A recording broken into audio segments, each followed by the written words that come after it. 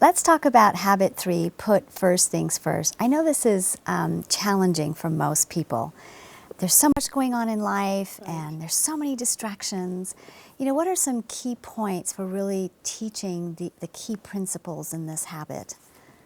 The thing that facilitators have got to remember is that put first things first starts with habit 2. Otherwise, when you create your family mission statement, all of a sudden that gets to be the vision and the first thing. So when you come to habit 3, the key to habit 3 is to have a clear, passionate vision of your mission and where you want to go. We use big rocks to explain this and little rocks. And you know that by now, and you know that you will give each person 2 cups. And both of them are clear. One of them is filled with little rocks and big rocks, and the other one is empty. And then you know that you'll explain to them how the clear cup represents all the things you have to do next week, and the cup full of rocks represents all the things you've got to get in. And so how do we get all those big rocks and little rocks into the clear cup, which is the time we have next week, and have it level? Now, just a tip on this. You can have this an activity where every single person has his or her own cups to work with.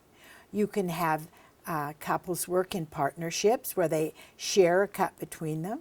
You could have, if it's too hard to get all the rocks, you could have one per table and have the whole table figure out how do we get all these rocks in the cup and have it even.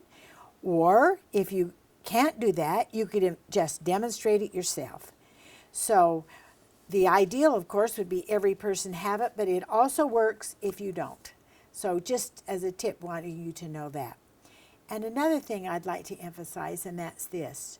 Remember that the small rocks represent the things that we do all week that are not necessarily bad things, but they take away our precious time.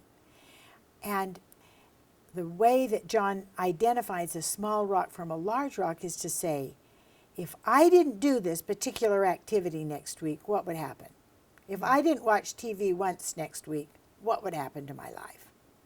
Then you know it's either a big rock or a little rock. So I would like to just mention that when you're doing the rocks. Now, we suggest 4 big rocks for families. And we have thought about these things, and they seem simple and they seem logical.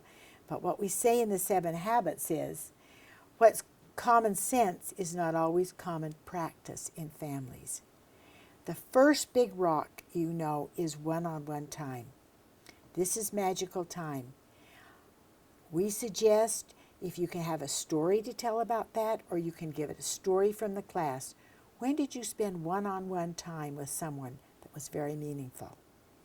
The second thing is to have regular family meals together. Maybe 3 times a day, once a week, once a month, but you plan on it, it's regular, it's an important time. Family meals. The third thing is that we suggest each family picks a time when they can get together once a week and do something as a family. Mom's home from work, dad's home from work, computers go off, cell phones go off, TV goes off. And for an hour and a half, we do something together. Sometimes you can do a board game. Some families would say, oh, board games would never work for us. Well, then go outside, go for a hike, go for a walk. Do something together outside, go bowling. And some families might say, no, that wouldn't work. And if none of those would work, then just get in the car or walk and go get an ice cream. Something you don't normally do. This is a time where you can plan for the week, a time where you can share values, and a time where you can just get together and have fun. So this is another thing that we strongly suggest as a big rock for families. And then we also suggest to value every tradition that you have.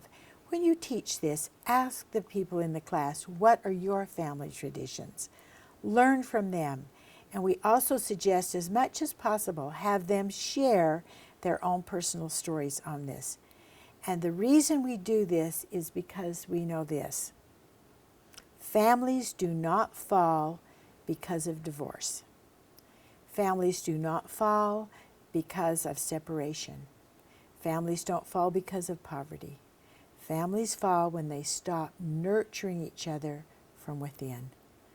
These activities nurture your family from within, and we strongly suggest them as big rocks. So, John, to add to this, what really is the risk of not applying those 4 big rocks? I mean, I know we're saying we suggest these, but it seems like it's so key to success with this particular habit and with all the habits in creating a successful family. Let me say this, that we've done this Habit 3 with families all over the world. One-on-one time, those big rocks, every one of those are essential. So what we're suggesting, unlike other habits, we're asking you to really consider doing all 4 of those. One-on-one, family time, family meals, and regular holidays and vacations. We promise you, as it says in the book, that it will literally change your family. Why? Because those activities are nurturing the family from within. It's vital you do all 4. Encourage it.